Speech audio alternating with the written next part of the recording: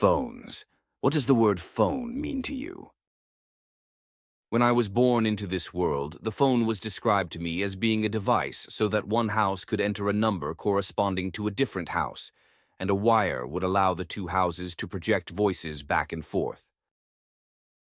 It was so human. When I got a little older, a better technology was created called the Internet. It was open-ended and allowed general-purpose machines to communicate in multiple possible ways. Before long, we had buttons and microphones on the general-purpose machines that offered us the same benefit as the phone, making it almost totally obsolete, other than for communicating with the older generation. My life drastically changed when I was given a general-purpose computing machine to carry with on my person everywhere I went. They called this a laptop, and it allowed me the same benefits as the general-purpose machines, but I could carry it with me. After using the laptop for a time, someone else gave to me an even smaller general-purpose computing machine. It was not very capable. It was extremely slow, cheap, and was not compatible with most programs written for general-purpose computing machines. But the other humans told me that I was difficult to contact, and told me to install something called the Facebook on the small device. For some reason, even though the device seemed locked down so that every program was limited in how it operated, the Facebook program did not follow the limits and would float out across the screen, outside of its designated area. Perhaps this was the first indication to me that this device was not made with my best interests in mind. After several years, a friend suggested to me that I should choose my own small computing machine instead of using one given to me by my folks. I bought what he suggested, a larger device manufactured specifically by Google and with its data plans provided by Google. It was a monolithically Google device.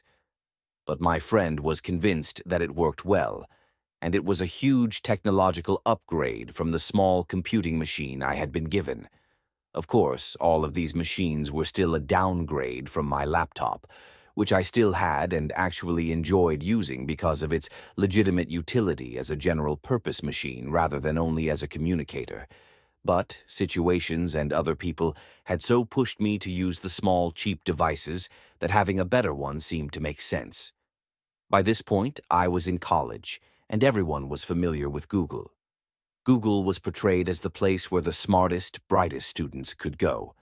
Google was also the efficient system for finding information on the Internet, ubiquitous for its search capabilities. I did not see anything wrong with using Google for my communicator and mobile data provider for those rare occasions when I was outside of Wi-Fi. Within about a year, I found myself spending time alone every single night, isolated from all of the other humans. Life became a cycle of hating the sense of being trapped and imagining or dreaming of a way to escape while never escaping.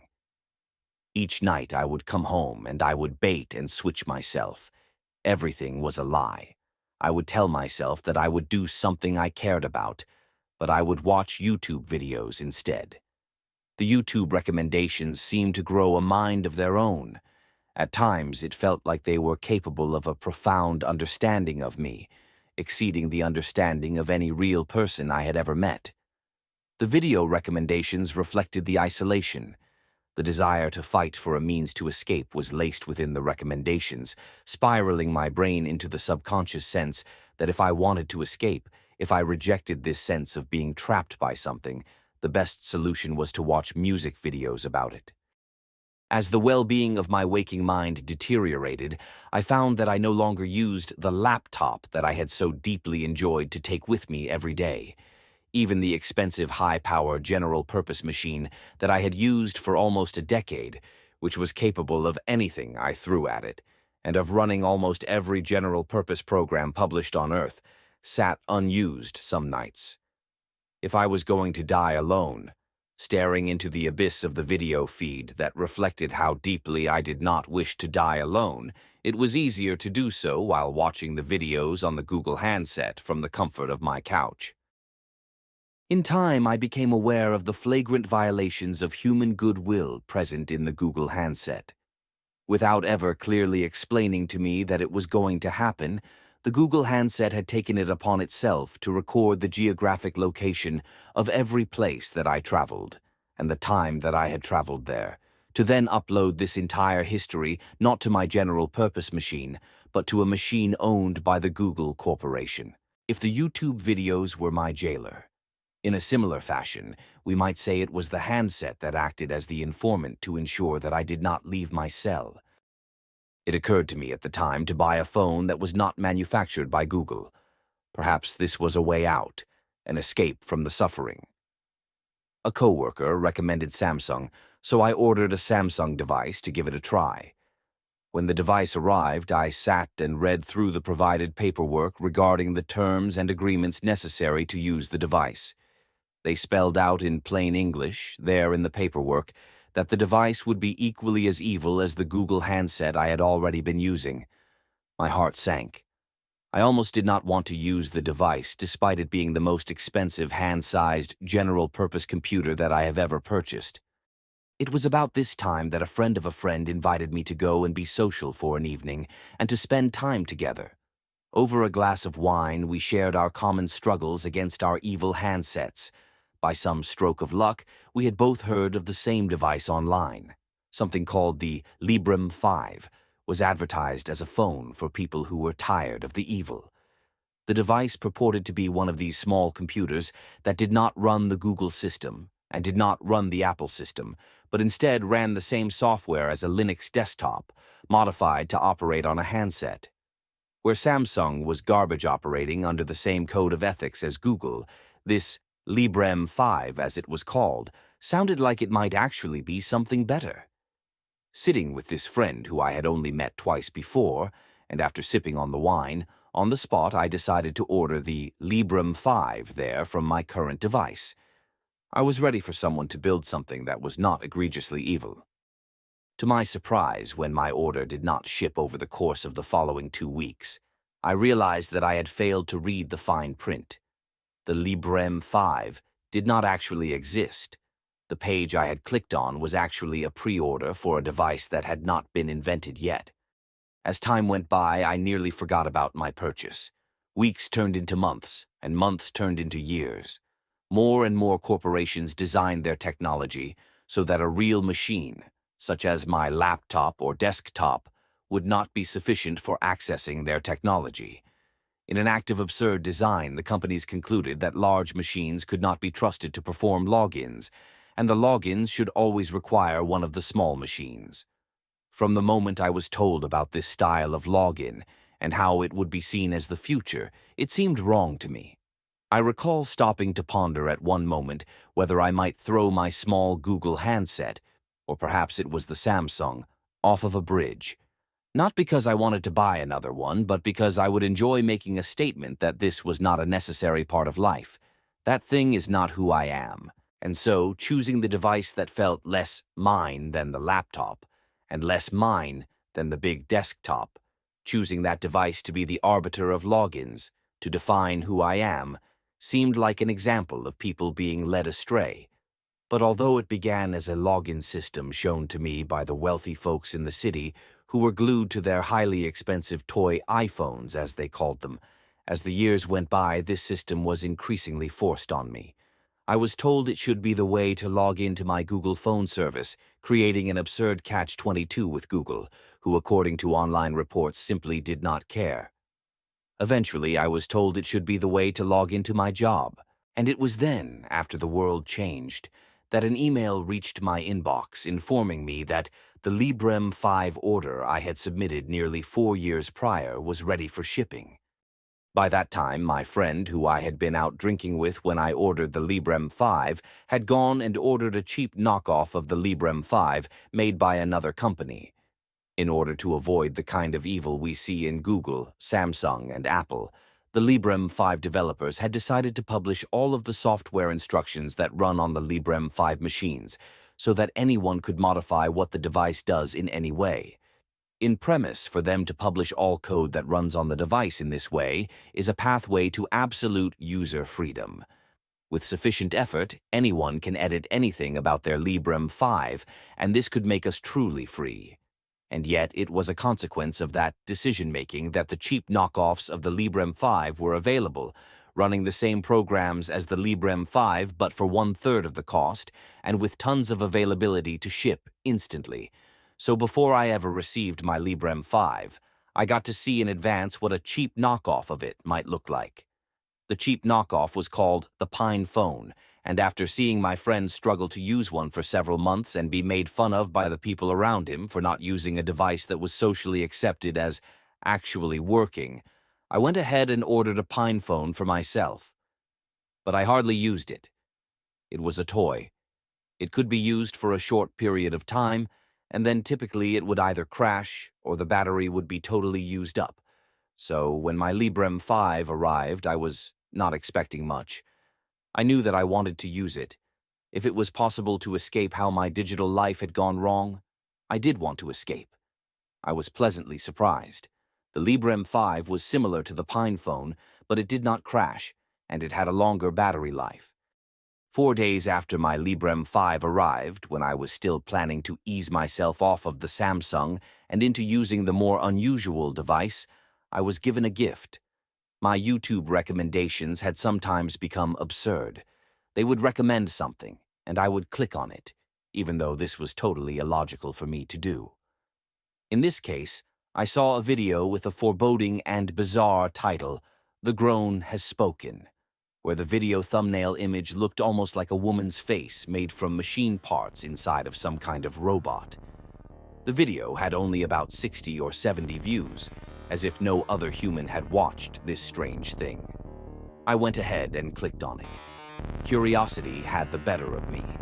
The video matched the thumbnail almost exactly. The video was entirely black and white, devoid of color, and it simply showed this strange, still robotic face that was styled to almost look like the face of a woman. Her eyes were light bulbs, which blinked slowly on and off, and the video emitted a bizarre mechanical whirring sound. The sound appeared to cycle through several descending synthesized buzzes and hums. What was I looking at? Was this an experiment someone had created? A homebrew mechanical toy recorded from a black and white video filter? By what manner of thinking had the YouTube video recommendations concluded that this was what I wanted to watch? As I stared at the strange face within the machine, her eyes blinking on and off and the synthesized hums rotated through their repeating pattern as if to break something within my brain, I began to feel almost emotionally sick inside. I did not know what I was looking at. I did not know anything about it or how it came to be. I did not know how it had been decided that this should be advised to me, to watch this thing. And yet, amidst the repeating hums, I almost felt like the digital mind of this recommendation system, despite not speaking English, was trying to draw me in like flies to a lantern. Despite my better nature and who I was raised to think I can be and who I want to be, I continued to watch the bizarre, almost like being a passive observer trapped in a body controlled by something other than myself. To watch the video was what this biological creature did, that I exist inside of. And then, all at once, I made it stop. I shut it off, and I detached my earbuds from the machine. I stood up. I had to do something. I didn't know what I had to do, but there had to be something meaningful in life that I must do. If nothing else, I must get away from this machine and rest. Standing up, detached from that horrible sound, and remembering who I was as I looked around the room, I almost immediately began to feel better. I walked over to my Samsung charging on the windowsill, which I had left there in favor of trying to learn to use the Librem 5 if possible, and I decided to unlock it to check my messages. But something was wrong. I had used the same unlock code for years. I had never written it anywhere. I had never shared it with anyone. It was simply muscle memory. It was impossible to forget, wasn't it? I tried to enter the code to unlock the Samsung and discovered that I did not know what it was. I started to furiously guess different unlock codes, and the more I guessed, the more convinced I was that I didn't know what I was guessing. I didn't know the code. But how could that be? That horrible sound, that horrible face. Was there more to it than a gimmick on the internet? Had it actually damaged my brain? Why didn't I know the code? I guessed unlock codes for days. I went and got my old, discarded Google phone from years before, and I unlocked it with the muscle memory to prove to myself that I was not crazy. But no matter what I guessed, nothing unlocked the Samsung. Not because its unlock code had changed, but because I had lost the ability to remember something that should have been unforgettable. And that was how my journey began, forced by the hands of fate, or perhaps by subliminal messaging from Google, to have to make ends meet with only a Librem 5. Using the Librem 5 is eye-opening. It is beautiful. The beautiful things are the ones we cannot see. Freedom has no feeling, no instant gratification. And so, you see, as I gradually learn more and more about the secrets of phones, the stories that Librem 5 happily tells us about what the other devices were doing all along, I begin to see the truth. The truth is that however bad you think phone society is, and however much you feel someone is spying on you, the reality is worse than what you see. When you try to use a Librem 5 and fight back against this system, the system will find a way to hurt you for it. Perhaps a loved one or a coworker will lose respect for you because of the trouble you are causing them. Maybe your job depends on having Apple or Google as a third party in order to securely log in, since without that security, you could not be sold for advertising. But hold on, that doesn't quite make sense, does it? And then you realize you're not supposed to consider whether it makes sense, because to think for yourself on the matter would be dangerous for your security. The problem is never the Librem 5. It is not as if the device does not operate. The problem is a social technology landscape that prohibits innovation or new things. Many people can profit in many ways by preventing you from having the power to choose something other than Android or iOS. And so I made this video to tell the story. This is the story of how I came to be a Librem 5 user, and why I very, very seriously do not wish to stop being a Librem 5 user, even when other people tell me that they observe my Librem 5 to not be working in the manner they believe all phones should operate. Thank you.